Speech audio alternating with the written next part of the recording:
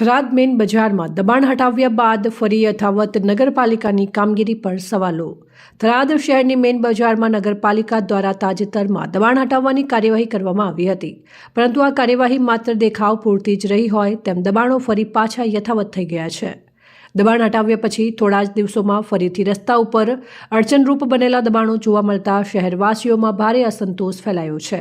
સ્થાનિક નાગરિકો દ્વારા નગરપાલિકાના ચીફ ઓફિસરને વારંવાર ફોન દ્વારા જાણ કરવાની કોશિશ કરવામાં આવી, પરંતુ ફોન ઉપાડવામાં ન આવતા જવાબદારીથી પલાયન થતું હોવાનો આરોપ લાગી રહ્યો છે। ગરીબ જે એમને હટાવી દે। નગરપાલિકાને તમારે શું કહેવું છે? રાખો તો બધાનો સેમ હરખો રાખો, બાકી આવો પેલા વહાલા દેવલાની નીતિ મત રાખો। જાહેરમાં ચર્ચા છે કે નગરપાલિકાની કાર્યવાહી ગરીબ અને નાના વેપારીઓ પૂરતી જ સીમિત રહે છે, જ્યારે કેટલાક અસરકારક લોકોના દબાણો ઉપર કોઈ કાર્યવાહી થતી નથી।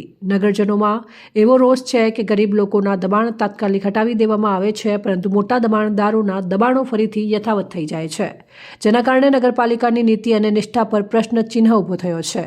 શહેરમાં ચર્ચા છે કે શું આ દબાણદારોને રાજકીય આશ્રય છે કે પછી કોઈ અધિકારીઓનો હાથ તેમની પાછળ છે।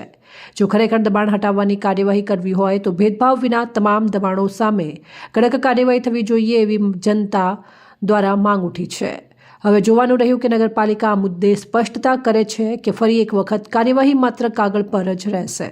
પણ હતું એને થઈ ગયું, તમારું શું કહેવું છે? વાત સાચી, દબાણ હતું એમને એમ થવા માંડ્યું છે ને જે નાના નાના માણસો છે, નાના રોજગાર લારી ગલા લઈને ઊભા હોય ગમે તે હોય એને કે એ દુકાનવાળા આગળ ઊભા નથી રહેવા દેતા, એનું દબાણ હતું એમને ઓટલા ભાવ ચાલુ થઈ કરી નાખ્યું છે એ રીતે। પર હકીકત એવું ને એવું દબાણ પાછું આવીને પાછું એને એવી રીતે ઓટલા તોડવા જોઈએ।